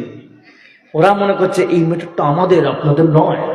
এবার আসেন, আল্লাহর নবী জনাবে মুহাম্মদ রাসূলুল্লাহ সাল্লাল্লাহু আলাইহি সাল্লাম বলছে, কোন মেয়ে যদি 40 বছর বা 20 বছর বা 30 বছর ধরে সংসার করল, সংসার করার পর ওই স্ত্রী যদি তার স্বামীকে বলে, তুমি আমার জন্য কি করেছো এতদিন ধরে, বলে না এরকম স্বামীগুলো? স্ত্রী বলে কি বলে না, তোমার সঙ্গে বিয়ে করে আমার লস, তুমি আমার জন্য কি করেছো, আমার কোনো শখ পূরণ করতে পারলে না, বলে কি বলে না? বন্ধু শুনেন, পৃথিবীর কোন নারী যদি তার স্বামীকে এরকম কথা বলে থাকে, ওই স্বামী স্ত্রী যদি তার স্বামীর কাছে মাপ না নিয়ে মারা যায়, ওই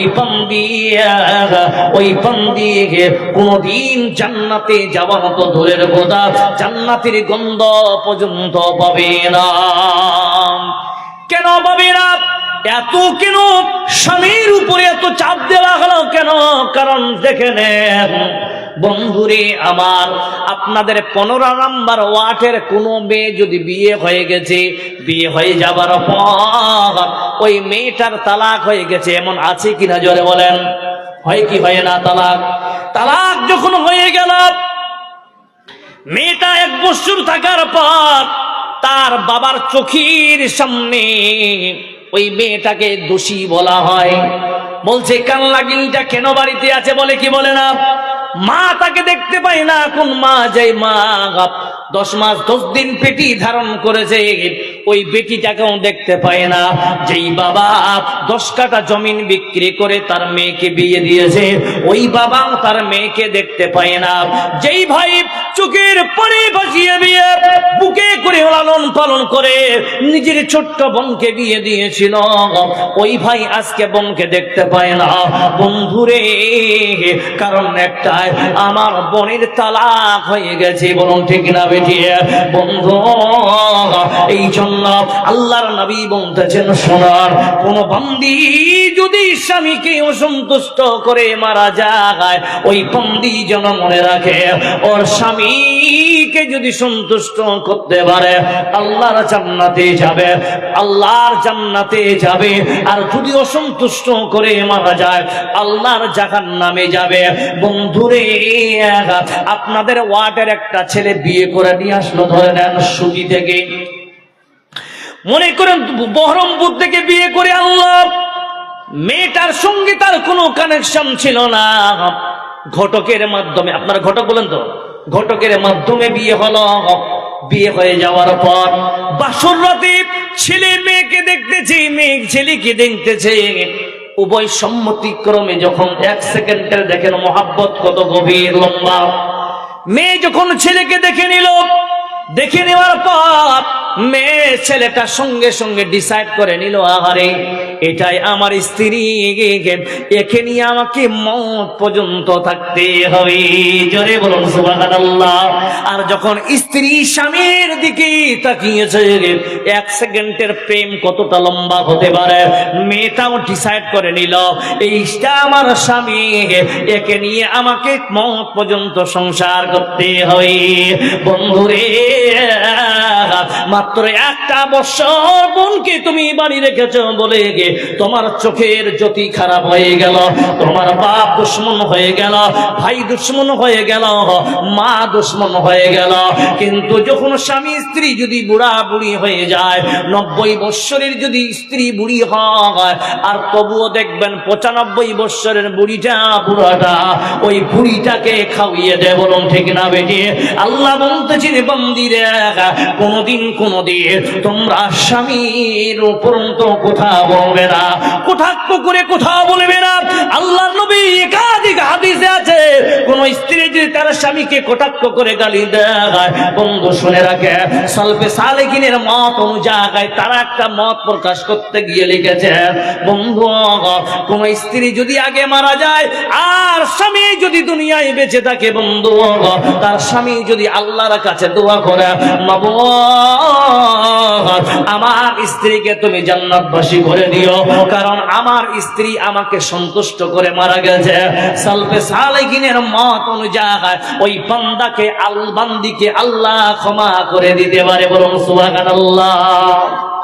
আর একটা দলিল, আকিলি দলিল হলো আল্লাহর নবীজি, শুনে রাখুন বন্ধু, এই জায়গায় বলেছিলাম আল্লাহর নবী জনাবে মুহাম্মদ রাসূলুল্লাহ সাল্লাল্লাহু আলাইহি ওয়াসাল্লামের হাদিস অনুযায়ী, হাদিসটা হলো, আজকে আমাকে 2 বছর আগে আমি পর্দার বয়ান ছেড়ে দিয়েছি। পর্দা বুঝেন তো? পর্দা বুঝেন তো? পর্দা, পর্দা কি? তিরমিজি শরীফ হাদিস নাম্বার 2324 নম্বর হাদিস, আন আবি হুরায়রা রাদিয়াল্লাহু তাআলা আনহু قال قال رسول الله صلى الله عليه وسلم। শুনতে চাইছে? ছেড়ে দেব না? কি বলছেন? না না,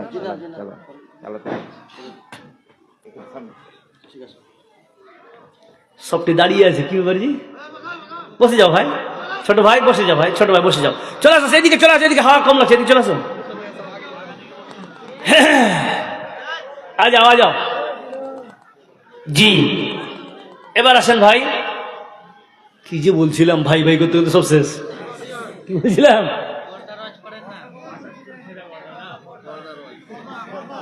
সেলিম, সেলিম বুঝতে পেরেছে খুব ভালো করে। হ্যাঁ, বলছি পর্দার ওয়াজ আমি করি না। কেন করি না বলেন? আমি আপনাকে বলে যাচ্ছি। আগে সবাই 1 টাকার হাত খাড়া করেন, হাত খাড়া করেন, হাত খাড়া, কেউ বাদ যাবেন না। আমি আপনাকে বলি যে পর্দা, আপনি আজ থেকে পর্দার বয়ান শোনা, আমি বলি যে পর্দার বয়ান বহুত মৌলবি করে কি করে না? আরে শরীয়তে শুধু পর্দাটাই আছে, আর কোনো কিছু নাই। কথা বলেন ঠিক না? ঠিক। এবার আপনাকে বলি, আজ থেকে কোনো মৌলবিকে পর্দার বিষয় দিবেন না। যদি বলেন কেন, আমি বলছি, পর্দার বড় মৌলবি হচ্ছেন আপনি। দলিল দিয়ে কথা বলবো আমি। দলিল কি? মুসলিম শরীফের 2য় খণ্ডের হাদিস, কুল্লুকুম রাইন ওয়া কুল্লুকুম মাসউলুন আন রাইয়াতিহি। আপনি একজন দায়িত্ব বাপ। এখানে আসেন, এখানে আসেন, এখানে বসেন। মনে করেন ইনি একজন বাপ, ইনাকে উদাহরণ দিচ্ছে, রাগ করেন না। এক জায়গায় কাঠিয়ারে উদাহরণ দিতে গিয়ে বুড়াটাকে বলছি, ধরে না ইনি চোর, বলছে না আমি কোনো চুরি করিনি। তো মনে কিছু করবেন না বড় ভাই। তো ধরেন ইনি একজন বাপ, হাদিস কি বলছেন, কুল্লুকুম রাইন বা কুল্লুকুম রাইন, মানে রাইন শব্দের অর্থ চারোয়া। চারোয়া মানে গার্জিয়ান, কারেক্ট? আচ্ছা, গার্জিয়ান। আচ্ছা বলেন তো, আমি মৌলবি, এখানে আধা ঘন্টা পর্দা পর্দা চিৎকার করে চলে গেলাম, আর ইনি বাপ হিসাবে ওর বেটিকে বলে তুই যেমন মানুষ সেমন খবর পড়ে বড় হবে, হবে হবে হবে? তাহলে বড় বক্তাকে তার বাপ, এক কথায় গার্জিয়ান তার বড় বাপ, বিশাল বড় মৌলবিও। আপনাকে মৌলবীর সার্টিফিকেট দিচ্ছি আজকে আমি, কিসের? পর্দার বিষয়ে আলোচনা করার। নিজের বউকে আপনি বলবেন স্ত্রীকে পর্দা ছাড়া বের হবি না, ও বেরোতে পারবে? আরে বলেন বেরোতে পারবে? নিজের বেটি গেল তোর কলেজ, পর্দা ছাড়া কলেজে যাবি না। ওর বোন, দাদা কলেজে যাবো, এই কাপড় কেন রে? কাপড় পাল্টা, নাহলে টাকা দেখো না। বাপ গার্জিয়ান, বাপ মারা গেছে দাদা গার্জিয়ান, কারেক্ট? দাদা মারা গেছে তার স্বামী গার্জিয়ান, বোঝা গেল? তাহলে আর কি পর্দার বয়ান করবো? আর করা যাবে? বলবে হানা না বলেন নাই, আপনি বড় মৌলবী। এবার আপনাকে বলি, ধুলিয়ানে এলাকায় আমি একবার এসেছিলাম 2003 বছর আগে, তাই না রে ভাই? 3 বছর আগে, তাই না? ঈদের 27 রমজানে যে একটা ডেট নেওয়া হয়েছিল। তো এদিক দিয়ে যাচ্ছি, ধুলিয়ানে যে মার্কেট, যে বাজার রে ভাই, পুরুষ নাই এটাও, কেউ নেই, সব মহিলারা। ওই মহিলারা কে? নিশ্চয় আমার বোন, আমার মা, আমার বেটি, আমার স্ত্রী, তাই তো? আমি মনে করলাম, আমি এখানকার কথা বলছি না, আমি প্রায় জায়গায় কথা বলছি, আমরা কি হিজড়া হয়ে গেলাম? আমি এখন দলিল দিব একটার পর একটা। আপনি দায়ুস, এক কথায় দায়ুস কাকে বলে জানেন? করে না, সব দায়ুস দায়ী মনে করে। এক কথা কি জানেন? স্ত্রী, বেটি, খালা, মা। ভালো করে বুঝেন। মায়েরা বসে আছে না পালিয়ে গেছে? আছে আছে, মোটামুটি ওরা বুঝে যাবে, কিন্তু এদেরকে বুঝার মতন ক্ষমতা নাই। কিন্তু কেমন বুঝাতে হবে এটা আজকে আপনাকে একটা পয়েন্ট দিয়ে যাব। কেমন? যে ওই মেয়েরা, ওই বোনেরা, ওই বেটিরা নিশ্চয় তো কারো না কারো ঘরের কিনা, ঘরের কিনা। আচ্ছা, আমরা কি এত দুর্বল হয়ে গেছি রে ভাই, যে নিজের বোনদেরকে আমাদের বাজারে পাঠাতে হচ্ছে? এই জন্য বলছি দায়ুস শব্দের অর্থ হচ্ছে এটাই, যে স্ত্রী, বেটি, মারা, ওরা যেমন চলতে চায়, আপনি গার্জিয়ান যতদিন আছেন আপনি তাকে সাপোর্ট করছেন বেপর্দা হিসাবে, যদি এটার নাম দায়ুস। সোজা বাংলা শুনে নেন, আপনার বেটি যদি বেপর্দা থাকে আর আপনি সাপোর্ট করেন, আপনি দায়ুস। আপনার স্ত্রী বেপর্দা থাকবে, শরীয়তের বাইরে আমল করবে, আপনি দায়ুস। এক কথা মনে রাখবেন, অ্যাকচুয়ালি আপনার স্ত্রী যে শরীয়তের বাইরে যেগুলো আমল করবে আপনি সাপোর্ট করবে, আপনি দায়ুস। কথাগুলো বুঝে আসছেন? শুধু বেপর্দায় চলবে দায়ুস এর নাম নয়, আপনার স্ত্রী শরীয়তের বিরুদ্ধে যেগুলো আমল করবে, এক কথায় আপনি সাপোর্ট করলে আপনি দায়ুসের অন্তর্ভুক্ত, কারেক্ট? বোঝা গেল? তাহলে আমার মাদেরকে বলবো যে আপনি বাজার করার কে? আপনি বাজার করার কে? দলিল কোরআন থেকে, সূরা নূর থেকে এসে, আর রিজালু কাওয়ামুনা আলান নিসা। আল্লাহ কি বলছেন? মহিলাদের নেতা আমি বানিয়েছি পুরুষকে। পুরুষ স্ত্রীর শাড়ি কিনবে, স্ত্রীর ব্লাউজ কিনবে, এভরিথিং, যে সমস্ত প্রয়োজনীয় জিনিস সমস্ত কিনবে স্বামী স্ত্রীর জন্য। বলুন ঠিক না বেঠিক? এটা কের দলিল? আমার দলিল? আল্লাহ নবীর কথা না আল্লাহর কথা? যারা বলেন কার কথা? আল্লাহর কথা। এবার দেখেন, অত সহজে জান্নাত পাবেন না। আল্লাহ বলছেন আর রিজালু কাওয়ামুনা আলান নিসা, আমি মহিলাদের নেতা বানালাম পুরুষদেরকে। যদি এই আয়াতের কেউ অস্বীকার করে, জান্নাতি না জাহান্নামী? কথা বলেন, অস্বীকার করা আয়াতের, জান্নাতে যাবে না জাহান্নামে? আল্লাহর দ্বারা। এবার আপনি বুঝে নেন, আপনি নেতা আপনাকে বানিয়েছেন, আপনি যদি উল্টা হন, আপনার স্ত্রী যাচ্ছে আপনার কাপড় কিনতে, বাজারে একাই ঘুরতেছে, বেপরদা হয়, এটা বেপরদায় সাপোর্ট। আপনি বাড়িতে থাকলেন, তার মানে আপনি একাই আপনার স্ত্রীকে ঘুরতে নিয়ে যেতে পারেন, এটা সাপোর্ট। এটা শরিয়ত বলতেছে স্বামীর সঙ্গে যাবে স্ত্রী, কোনো বিধিদা নেই, কোনো আপত্তি নেই, কিন্তু একাই স্ত্রী বেটি যাবে না। বোঝা গেল কথাগুলো? জি।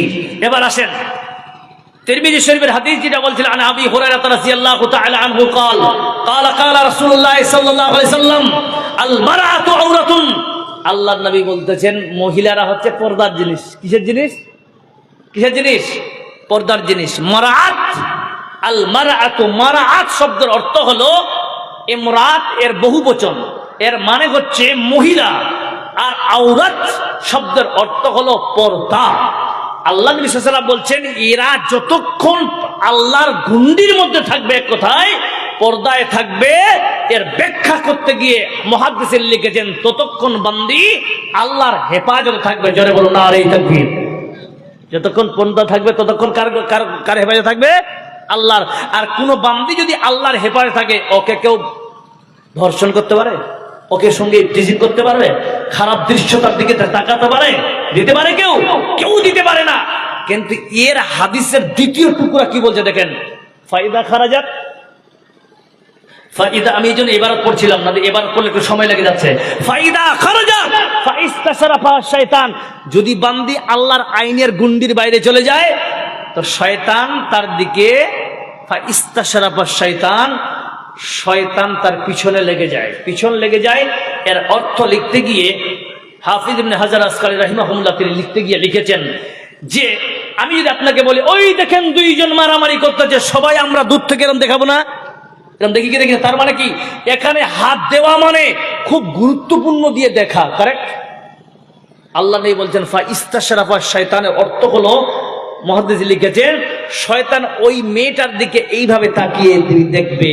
আর শয়তান যদি মেয়েটার দিকে এইরকম তাকিয়ে দেখে, মেয়েটার 12টা বাজবে কিনা? এটাই হচ্ছে তথ্য। এই জন্য এক বাক্যে কথা বলেন যে আমরা নিজের মেয়ে বেটি মাদেরকে যদি আল্লাহর গুন্ডির মধ্যে রাখি, আল্লাহ হেফাজত দেখতে দিয়েছে। যেন বলুন সুবহানাল্লাহ বিহামদিহি। বুঝা গেল? আর যদি আমরা আল্লাহর গুন্ডির বাইরে রাখি, তাহলে মনে রাখেন ওই মেয়ে, ওই বেটি, ওই মা আপনাকে জাহান্নামে নিয়ে যাবে। এটাই বাস্তব কথা। কারণ হাদিসে এসে একটা মেয়ে জাহান্নামে যায়, 4 জন পুরুষকে নিয়ে যাবে। ওই হাজি সাহেব আপনাকে বলি, আপনি নামাজি, আপনার মেয়ে ছেলে যদি নামাজ না পড়ে, আপনাকে জাহান্নামে যেতে হবে। যদি আপনি যদি আলেমে দ্বীন হন, আপনি যতই বড় বক্তা হন না কেন, যতই বড় মাদানি হন না কেন, যতই বড় আজহারি হন না কেন, যতই বড় মাস্টার ডিগ্রি করেন না কেন, যতই বড় আপনি হজ করেন না কেন, আপনার পরিবারের মানুষ যদি বেনামাজি হয়, আপনাকে জাহান্নামে যেতে হবে। বুঝা গেল কথাগুলো? এই জন্য কোরআন বলছে কু আনফুসাকুম ওয়া আহলিকুম নারা, নিজেই বাঁচো, নিজে আহল ও আয়ালকে বাঁচাও। এখানে পুরো আয়াতটাকে সংযুক্ত করেছে। কেন? যখন নিজে তুমি বাঁচবে, তোমার প্রথমে নিকটবর্তী তোমার স্ত্রী, তোমার স্ত্রীকে বুঝাও, তোমার স্ত্রীকে দ্বীনের পথে নিয়ে আসো, তোমার আলে আউলাদকে নিয়ে আসো, তোমার মা বাবা ভাই বোনদেরকে নিয়ে আসো। এদের যখন তুমি পূর্ণাঙ্গ করে দিবে, জাহান্নাম থেকে বাঁচার রাস্তা দেখিয়ে দিবে। আল্লাহ বলছেন সূরা আল ইমরান আয়াত নাম্বার 110, কুনতুম খায়রা উম্মাতিন উখরিজাত লিন-নাস তা'মুরুনা বিল মা'রুফ ওয়া তানহাউনা আনিল মুনকার ওয়া তু'মিনুনা বিল্লাহ। আল্লাহ বলছেন তখন তোমরা বেরিয়ে যাও না। দ্বিতীয় স্টেপ আসছে ওয়ানজির আশিরাতাকাল আকরাবিন, যে তোমরা পরিবারটাকে ঠিক করে যাবে, প্রতিবেশীদেরকে ঠিক করো, তাই না ভাই? এবার শোনেন, ইসলাম শান্তি তখনই আসবে ভাই, আমাদের মুসলিম কমিউনিটির মধ্যে শান্তি তখনই আসবে যখন আমরা প্রত্যেকটা কোরআনের এবং হাদিসের পুঙ্খানুপুঙ্খভাবে আমল করার চেষ্টা করব, ইনশাআল্লাহ। জোরে বলেন। আজ আমরা মুসলিম কমিউনিটির মধ্যে বোঝা যায় না, আমাদের ছেলেরা মেসি কাটিং করতেছে। এটা কি শরীয়তের মধ্যে পড়ে? কি ভাই করে? কি আপনাদের এলাকায় 1 জানুয়ারি পালন করেছে কিনা কেউ বা কারা? এগুলা কি আমাদের মুসলিম কমিউনিটির মধ্যে পড়ে? জি না। দলিল নিয়ে না যুবক ছেলে, তোমাকে বলি, যদি করে থাকো আজ থেকে তওবা করো। মুসনাদ আহমদ রিওয়ায়াত, হাদিসটা আবু দাউদ শরীফে নিয়ে এসেছেন। হাদিসের রাবি হচ্ছেন আন উমামা আল বাহিলি রাদিয়াল্লাহু তাআলা আনহু قال قال رسول الله صلى الله عليه وسلم من تشبه بقوم فهو منهم ومن احب قوما حشر معهم। এই যুবক ভাই তোমাকে বলি, তুমি রাত্রিতে, অনেক মানুষ একটাই বাক্যে একটা ব্যবহার করি, ছেলেরা গান শুনে কি শুনে না? শুনে। কোনো বান্দা যদি গান শুনতে শুনতে মারা যায়, যেই গায়কের গান শুনতে শুনতে মারা যাচ্ছে ওর সঙ্গে তোমার হাসর হবে। কথাগুলো বুঝে আসছে? তোমার চুল যদি মেসি কাটিং থাকে, রোনাল্ডোর মতন কাটা থাকে, বিরাট কোহলির মতন কাটা থাকে, এইরকম যারা সেলিব্রিটি মানুষ, যাকে তোমরা নিজের মনে করেছো যে এটাই আমার ফ্রেন্ড, বাট তোমাকে এই জাহান্নামে নিয়ে যাবে, তুমি যদি ওই অবস্থায় মারা যাও ভাই, তোমার হাসর হবে ওর সঙ্গে। এটা আমার কথা নয়, হাদিস কথা বললাম আমি। মান তাশাব্বাহা বিকওমিন, তারপরে হাদিসটা কি বলছে? মান আহাব্বা কওমান। তুমি তাকে মহব্বত করেছো, ওই কওমের আমলকে তুমি মহব্বত করেছো, হুশিরা মাহুম, তার সঙ্গে তোমার হাসর হবে। এটাই বাস্তব কথা। যুবক, রাত্রিতে করে দিলে হেডফোন লাগিয়ে গান শুনতে শুনতে ঘুমাবে না, বলো ইনশাআল্লাহ? হ্যাঁ, তুমি শোনো, কোরআনের আয়াত তুমি লাগিয়ে শুনতে পারো। তুমি যদি বেনামাজি হও আর কোরআনের আয়াত শুনতে শুনতে তোমার যদি মারা যাও, আল্লাহ যে দয়া করে তোমার প্রতি রহম করতে পারে কি পারে না? আল্লাহ হয়তো সাবসিডি দিয়ে তোমাকে মাফ করে দিতে পারে, বলুন সুবহানাল্লাহ। লাস্টে আল্লাহ তোমার কোরআন শুনতে শুয়ে করে না পড়তে পারি, আল্লাহকে গিয়ে বলতে আল্লাহ দয়া করে মাফ করে দিতেও পারে, কিন্তু তুমি দারু খেয়ে মরে যাবে, তুমি গান শুনতে শুনতে মরে যাবে, তুমি শরীয়তের বিরুদ্ধে কিছু আমল করে মারা যাবে। আল্লাহ বলছেন হুশিরা মাহুম, নবী কারীম সাল্লাল্লাহু আলাইহি ওয়াসাল্লাম বলছেন হুশিরা মাহুম। হুশিরা মানে তার সঙ্গে হাসর করা হবে, মাহুম তার সঙ্গে। কথাগুলো বুঝে আসছে? আল্লাহ তাআলা আমাদেরকে হেফাজত করুন, জোরে বলুন আমিন। এবার মায়েরা বসে আছেন, আপনাকে বলি যে আজ আমাদের সমাজে সব থেকে বড় খতরনাক হয়ে গেছে, আমরা স্বামীর সঙ্গে কোথায় কোথায় তর্ক করি, করি কি করে না? করি কি করি না? স্বামী স্ত্রী মারামারি শুরু হয়ে গেল, চিৎকার শুরু হয়ে গেল। আপনাদের এলাকায় আছে না? আছে না? নাই? আমি বলি, মেয়েদের আওয়াজটাও পর্দা। বুঝা গেল? মেয়েদের আওয়াজটাও পর্দা, এদের আওয়াজটা পর্দা। যেহেতু পর্দা বলা হয়েছে, তাহলে এদের আওয়াজটাও খুব শর্ট হবে, খুব স্মুথ হবে, বাড়ির চার দেওয়ালের মধ্যে যেন থাকে। বলুন ঠিক না বেঠিক? আচ্ছা, এদের আওয়াজটা বেশি হলো, তার ক্ষতি কি দাঁড়ালো আমাদের সমাজে? ক্ষতিটা দেখতে হবে তো। ক্ষতি হলো এই যে আগে 2015-র আগে আমরা ইয়াং জেনারেশন দেখতাম যে ওই গ্রামের একটা ছেলে আর এই গ্রামের একটা মেয়ে পালিয়ে বিয়ে করেছে। কারেক্ট? আরে ছিল কি ছিল না? আগে ইয়াং জেনারেশন পালিয়ে বিয়ে করত, কিন্তু 2015-এর পর যখন আমরা নিজের স্ত্রী বোন বাদেরকে যখন আমরা ওপেন করলাম, ওপেন মানে স্বাধীন হিসাবে ওদেরকে ছেড়ে দিলাম যে তোরা জীবন সেই গুজরি, তোরা বাজারে যাবি কি করে, তোর মনে কর টাকা কামাচ্ছে বেশি, স্বামীর কাছে সময় নেবে, 10,000 কত লাগবে, 5,000, আরো 5 নেয়, আমাকে কাম নেই, তুই নিজের মতো বাজার করে নে, বলে না? এটা ক্ষতিটা কি দাঁড়িয়েছে আমাদের সমাজে জানেন? এখনকার বাজারে ছেলে মেয়ে ইয়াং জেনারেশন পালিয়ে কম বিয়ে করছে, বেশিরভাগ কে বিয়ে করছে জানেন? 3-4 বাচ্চার মায়েরা। আরে কথা বলো ঠিক না বেঠিক? কে বলছে গুড? তোর পালিয়েছে রে, বলো ঠিক না বেটি ভাই? এই 3-4 বাচ্চার মায়েরা পালিয়ে বিয়ে করতেছে কেন? এর সলিউশন বলছে কোরআন। কি সলিউশন? আল্লাহ বলছেন লা তাদখুলু বুয়ুতান গায়রা বুয়ুতিকুম হাত্তা তাস্তাগনিসু ওয়া তুসাল্লিমু। আল্লাহ পাক বলতেছেন তোমার বাড়িতে কাউরে বাড়িতে যখন তুমি যাবা, বিনা পারমিশনে তুমি কোনোদিন প্রবেশ করবে না। পারমিশন পেয়েছো গোলাম, এবার তুমি সালাম করো, বলো সুবহানাল্লাহ, সালাম করো। এবার দেখেন এই জায়গায় মনে রাখবেন মায়েরা আমার, আপনার বাড়িতে আপনার স্বামীর বন্ধু গেল, গিয়ে বলছেন ও আব্দুর রহমান ভাই বাড়িতে আছো। এই জায়গায় মাদের ভূমিকা কি হবে দেখেন, আল্লাহর কোরআন দিয়ে যেটা ব্যাখ্যা আপনাকে দিতেছি সেটাই শুনবেন। আল্লাহ তাআলা বলতেছেন লা তাদখুলু বুয়ুতান গায়রা বুয়ুতিকুম, তোমরা কাউরে বাড়িতে যখন প্রবেশ করবে, হাত্তা তাস্তানিসু, পারমিশন নেবে। এবার আপনার বন্ধু, আপনার স্বামীর বন্ধু বাইরে থেকে বলছেন আব্দুর রহমান বাড়িতে আছো। স্ত্রী যদি দিনী হয় স্ত্রী যদি শরিয়ত বুঝে তাকে কি রকম জবাব দিতে হবে শোনো। আল্লাহর নবীর ভাষা অনুযায়ী মুহাদ্দিসিন বলেছেন, বন্দি তোমাকে ওই জায়গায় কর্কশ ভাষা ইস্তেমাল করতে হবে, ব্যবহার করতে হবে। কি ভাষা? কর্কশ। কেমন কর্কশ জানেন? কে আপনি? কাকে চাই? আচ্ছা, এইরকম যদি স্ত্রী বলে ওর বন্ধুর লাইফও আসবে, কোথাও আসবে? আসবে না। রাস্তায় দেখা হলো আব্দুল্লাহর সঙ্গে, আব্দুল্লাহ মানে ওর বন্ধু, বুঝে আব্দুর রহমান কোথায় গেছিল? হয় ওই তোমার বাড়িতে গেছিলাম তো। চলো বাড়িতে। বুঝে না ভাই, যা গল্প রাস্তায়, বাড়িতে আর যাওয়া যাবে না। কেন, কি হলো?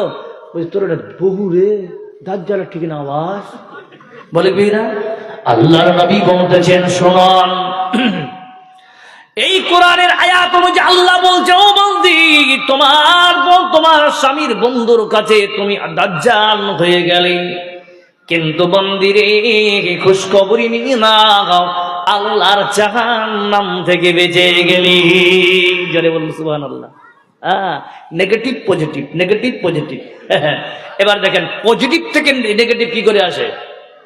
এটা পজিটিভ ছিল, এবার এতক্ষণ নেগেটিভ থেকে পজিটিভ হলো, আর পজিটিভ থেকে নেগেটিভ কি আছে দেখেন। বন্ধু গেল বাড়িতে, বলছে আব্দুর রহমান বাড়িতে আছো? মেয়ে বলছেন কে আপনি? কাকে চাই? আসেন বাড়িতে বসেন। এই মিষ্টি হলো কথা। দরজার বাইরে বন্ধুর মাথায় শয়তান ঢুকিয়ে দিল, আওয়াজ যদি এত মিষ্টি হয়, জানি না দেখতে কত সুন্দর নাই হয়। ঠিক না বাটি ভাই? শয়তান ঢুকলো। আজকে চা, কালকে পান, পরশুদিন ভাত, তারপরে ডিনার, তারপরে খাবার, তারপরে 10 দিন বলে নাই। কোথায় গেছে? বলে চাকরির জন্য চলছে কলকাতায়, ধর্ণা চলছে, গেছে স্বামী ধর্ণা দিতে, অনেকদিন ধরে চাকরি হয় না।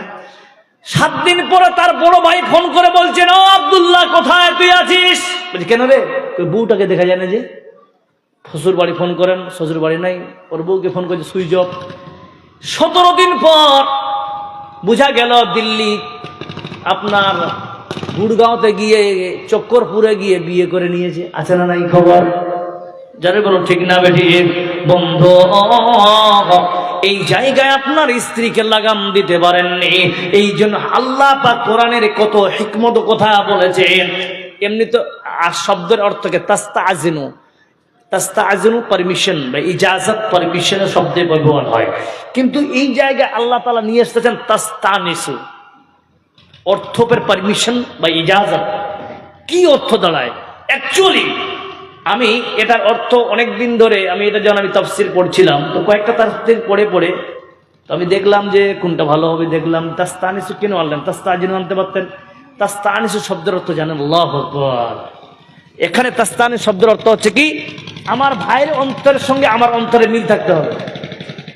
এটা মনে রাখেন, আমার আপনার সঙ্গে আমার ভাইয়ের সঙ্গে যে অন্তরঙ্গের মিল থাকে, তাহলে আমি কোনোদিন আর ক্ষতি চাইবো? আরে কথা বলেন, চাইবো? আর উনি আমার কোনোদিন ক্ষতি চাইবেন না। এইরকম বন্ধু যদি হয়, তাহলে তাকে পারমিশন আল্লাহ দিতে বলেছেন, নচেত বাইরে থেকে হাট। বুঝা গেল? আমি অবাক হয়ে গেলাম, আল্লাহর কোরআনের কতই না গভীরতা। আল্লাহ আমাদের সকলকে কোরআন পড়ার তৌফিক দান করুন। জোরে বলুন আমিন।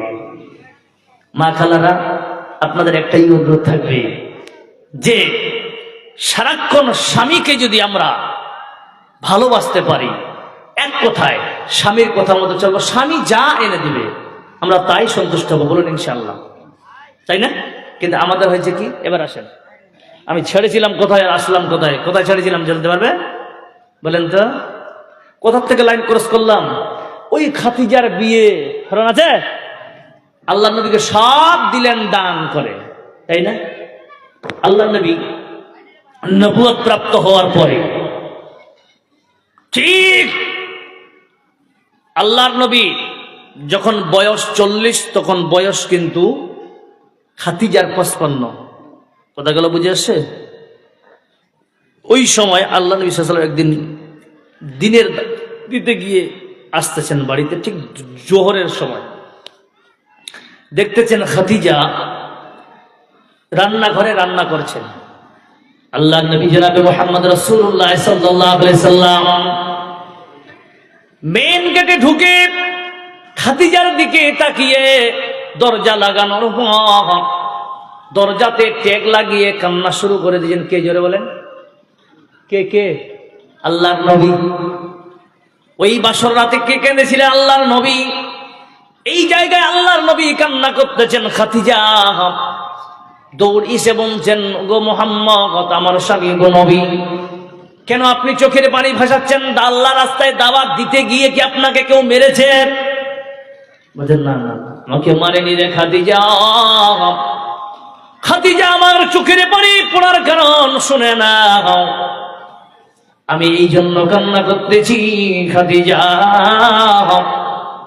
যে আমি একজন এমন হতভাগা স্বামী, তোমাকে নতুন কাপড় পর্যন্ত কিনে দিতে পারলাম না। আল্লাহর নবী বলতেছি, খাদিজার কাপড় যে পরিধান করেছিল ওই কাপড়টা 4 জায়গা ফাটা ছিল। কয় জায়গা ভাই?